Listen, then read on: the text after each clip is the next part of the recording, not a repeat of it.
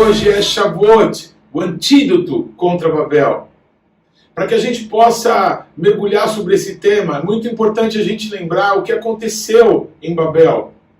Naquele local, um homem chamado Nimrod, ele insta ao coração das pessoas. Naquele tempo, todos os seres humanos falavam um só idioma, e eles tinham tudo em comum, viviam juntos. E esse homem conseguiu enganar o coração das pessoas, dizendo que eles deveriam fazer uma torre tão alta que pudesse tocar os céus. É claro que ninguém com conhecimento tecnológico que tinham, pessoas que, por exemplo, fizeram pouco tempo depois as pirâmides, fizeram grandes construções em todo o mundo. É impossível imaginar que aquelas pessoas achassem ser possível construir uma torre que fosse tão elevada que tocasse os céus. Sabemos que não tem nada a ver com isso. Sabemos que aqueles zigurates, esse é o nome que se dá para aquele tipo de construção piramidal, eles eram como que instrumentos de invocação do mundo espiritual da maldade, já que o nosso Deus, por causa do pecado, tinha abandonado o homem. E mesmo depois do juízo que aconteceu no dilúvio, continuava pecando contra Deus, continuava buscando os seus próprios caminhos, os seus próprios interesses, até que esse homem, esse Nimrod, ele consegue colocar na mente de todas as pessoas que construíssem então a tal torre, mas não fizessem de qualquer jeito. Eles deveriam pegar e fazer tijolos do barro, para que pudessem fazer uma torre muito bonita, muito bem ornamentada, para que, preste atenção nisso, para que os nomes deles fossem afamados e perpetuados. Pois, por favor, me diga, você já ouviu falar no nome de uma pessoa que tenha trabalhado na construção da Torre de Babel há 5.000 e qualquer coisa anos atrás? Não, ninguém, não é? Porque o único nome que ficou famoso foi o nome de Nimrod. O construtor dessa cidade e de outras cidades como Nínive e outras, que se levantou contra o nosso Deus, era um poderoso guerreiro contra Deus. Uma das primeiras figuras do anticristo na história. Uma das primeiras figuras de um líder mundial que conseguiu enganar todas as pessoas para fazerem o bem que ele queria para ele. Como se as pessoas estivessem fazendo algum bem para elas mesmas. Pois esse espírito, esse engano, infelizmente, ainda está no mundo inteiro, inclusive até dentro da igreja, quando pessoas que querem ficar afamadas conseguem colocar na cabeça das pessoas que as pessoas estão fazendo alguma coisa para elas mesmas, para Deus.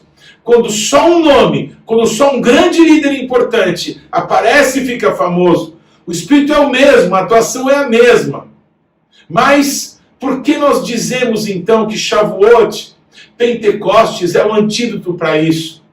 Porque o nosso Deus, ele arrancou o seu povo do Egito, arrancou o seu povo de debaixo da influência dos deuses do Egito, daqueles demônios que influenciavam as pessoas para construírem grandes cidades, grandes monumentos arquitetônicos. E o nosso Deus nos conduziu a um deserto. Sabe o que tem no deserto? No deserto não tem nada. Sabe por quê? Porque o nosso Deus mandou que fizessem um tabernáculo, um santuário, para que o nosso Deus pudesse habitar no meio do povo. Naquele tempo no deserto, o povo construiu esse santuário segundo o modelo que o nosso Deus mostrou para Moisés no céu.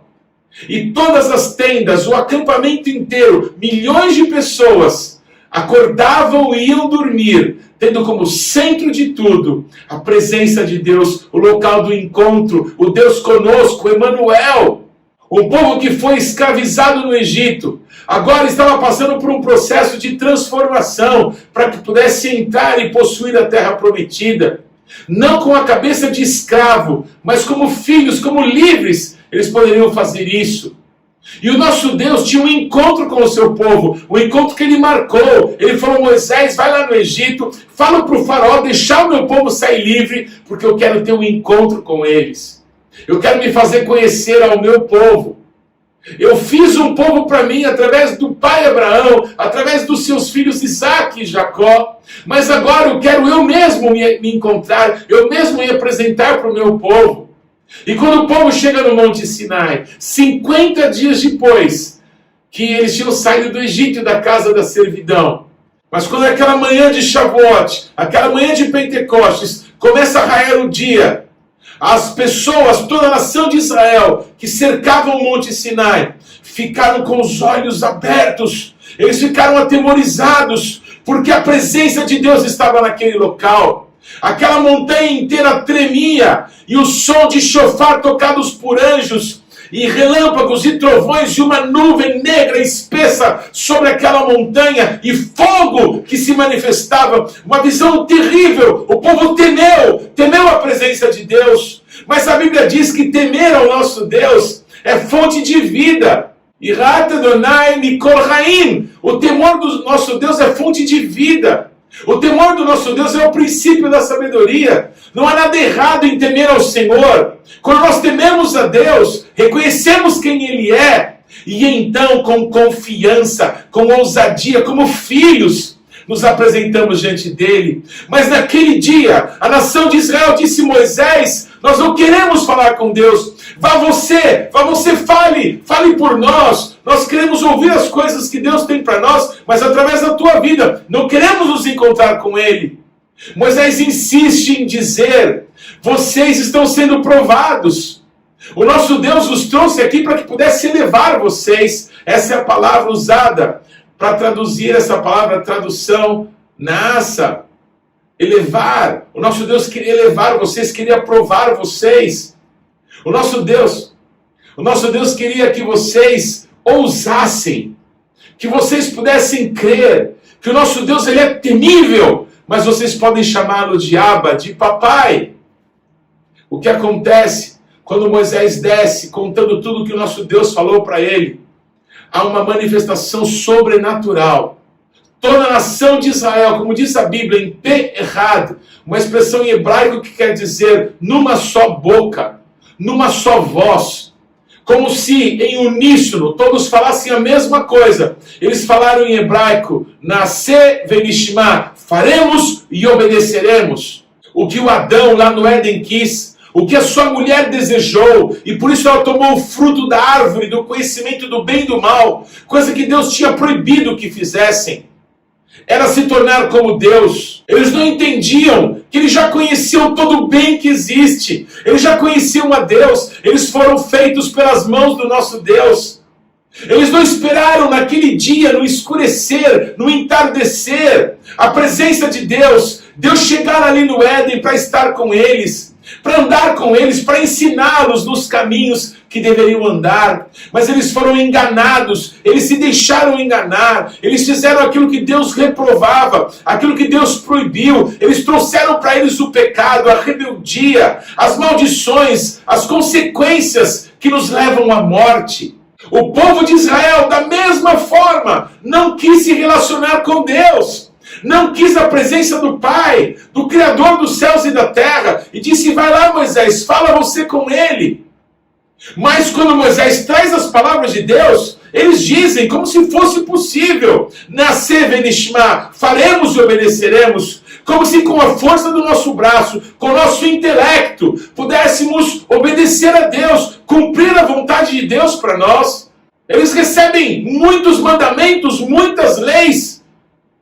E quando Moisés, mais uma vez, sobe para que as palavras fossem escritas em pedra e que pudessem ser trazidas a eles, pela demora de Moisés no monte, fazem um detestável bezerro de ouro e passam a adorá-lo. Eles dão o nome do nosso Deus para aquele bezerro, para aquela estátua imunda, asquerosa. Os valores todos se inverteram. Mas qual foi o problema? Desprezado a presença de Deus, a direção de Deus entre eles, o Deus conosco, o Deus em nós, o Deus perto da gente, nós nele, ele em nós, Cristo em nós, esperança de glória. Mas aquilo que aquele povo, que aquela geração desprezou, era a vontade de Deus que se manifestasse. Os sonhos de Deus jamais vão morrer. Deus tem planos, Deus tem propósitos. E o propósito de Deus era resgatar o homem do pecado, era ter o ser humano com ele para sempre, como expressão da sua glória, como manifestação do seu amor. E o nosso Deus, cumprindo o plano da redenção, nos envia Yeshua. Aquela palavra que foi entregue no monte, agora se fez carne e habitou entre nós. Vimos como unigênito do Pai, vimos a sua glória. Ele andou conosco, ele era o verdadeiro Emanuel, aquele mexicano, aquele santuário, aquele tabernáculo no meio do povo, apenas era uma figura daquilo que se manifestaria quando ele estivesse em carne, como homem, andando, vivendo, nos ensinando como viver para Deus, como cumprir aqueles mandamentos por amor, pela presença de Deus em nós, pela presença do Espírito Santo nas nossas vidas, e não apenas seguindo regras, como se fosse possível nascer Venishma, faremos e obedeceremos. Ah, é isso? Então tá bom. Não! Nós dependemos de Deus. Em todas as áreas, em todos os momentos, em todas as coisas da nossa vida, nós não podemos nada sem Ele. Sem Ele nada do que foi feito se fez.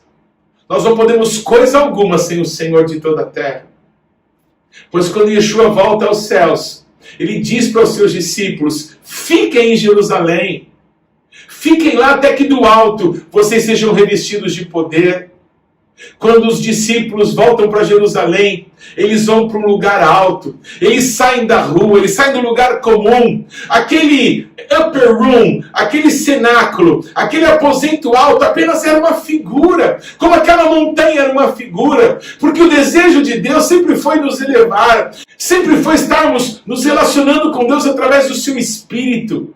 Temos comunhão com o Pai. Então quando eles saíram do chão, eles tomaram ali uma atitude. É muito provável que o mesmo local onde Yeshua celebrou a ceia com os seus discípulos, não é? Antes de se entregar por nós, tenha sido o local onde esses 120 homens e mulheres passaram a se reunir. E ali é muito provável que tenha acontecido essa gloriosa manifestação do Espírito Santo na manhã de Pentecostes, na manhã de Shavuot. Pois bem, eles estavam ali todos reunidos durante aqueles 10 dias, orando junto, buscando a presença de Deus, lembrando certamente tudo que Yeshua tinha ensinado a eles. Até que na manhã de Pentecostes, numa manhã como aquela, que lá no deserto, tantos séculos antes, toda a montanha do Sinai amanheceu tremendo, e fogo sobre ela, e a glória de Deus naquele local. Nessa manhã, os discípulos reunidos, todos orando juntos, de repente, subitamente, um som, o som como de um vento impetuoso, um som que encheu aquele ambiente, que trouxe a atenção de todos voltados para algo que estava acontecendo. E aí também, tão subitamente quanto aquele som, línguas como de fogo começaram a pairar sobre a cabeça de cada um daqueles homens e mulheres. O que estava acontecendo? Eles começaram, naquele momento de êxtase, naquele momento glorioso, o derramar do Espírito Santo sobre todos. Todos foram cheios. Todos receberam do Espírito Santo. A presença de Deus caiu sobre cada pessoa que estava ali. Porque aquilo que o nosso Deus tem é para todos. Não é para alguns. Não é para alguns representantes nossos. É para todo o povo que quer. Para todo o povo que crê. Para todo o povo que confia. Para todo o povo que vai até a presença de Deus. Que o busca com ousadia. O Deus temível quer ser achado por nós. Ele se deixará achar se nós o buscarmos de todo o nosso coração. E de repente, cheios do Espírito Santo, aqueles homens e mulheres começam todos a falar.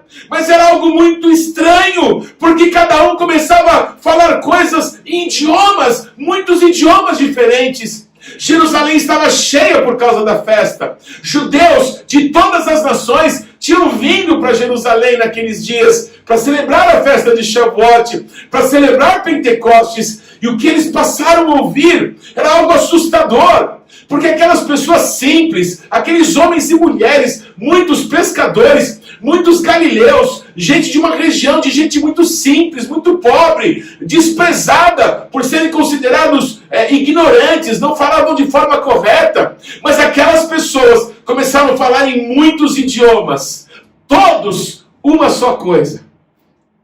Enquanto na Torre de Babel, o nosso Deus tem que descer e confundir as línguas daquelas pessoas, para que eles não continuassem naquele intento maligno de afrontar o nosso Deus, de fazer algo para invocar o poder dos demônios, das trevas. Por isso, Babilônia, é conhecida como a mãe de todas as prostituições, porque ali essa maldade se deu, ali as línguas foram confundidas e os homens espalhados por todo o mundo. Mas em Pentecostes, em Shavuot, judeus de todas as nações estavam ali. E aqueles homens e mulheres cheios do Espírito Santo, embora falassem muitos idiomas, muitas línguas, todos falavam uma só coisa.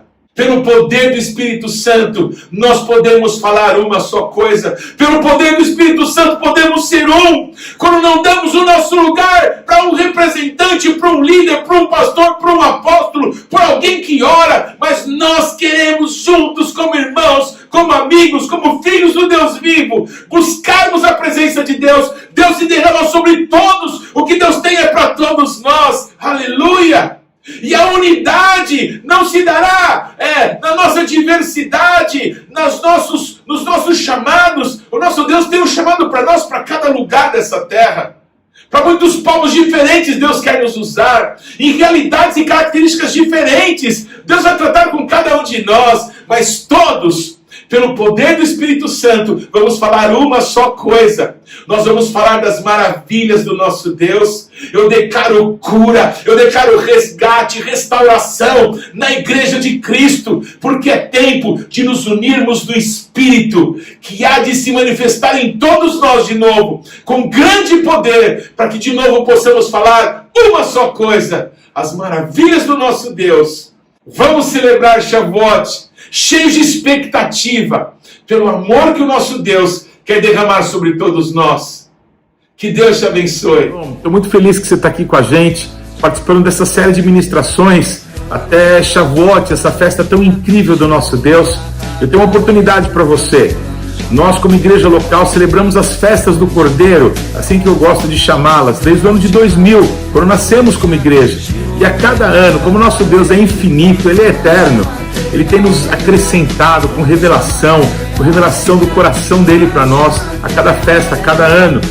E nós temos já ministrado em seminários em muitos lugares da nossa nação, mas agora em julho desse ano, nós vamos ter um seminário sobre as festas do Cordeiro, as Hagim, como se fala em hebraico. Eu quero muito que você participe disso. Então, para isso, você deve se inscrever nesse link que está aqui abaixo, para que você possa garantir a sua vaga, garantir a tua participação. Vai ser imperdível, você vai ter oportunidade, além de ouvir detalhes sobre as festas, ter oportunidade de fazer perguntas, de tirar suas dúvidas. Talvez você já celebre e talvez está na hora de você expandir ainda mais aquilo que Deus já tem te dado. Então, vai ser uma honra poder estar com você. Não deixe de se inscrever e vamos juntos, porque o Senhor tem grandes coisas para fazer conosco. Shalom.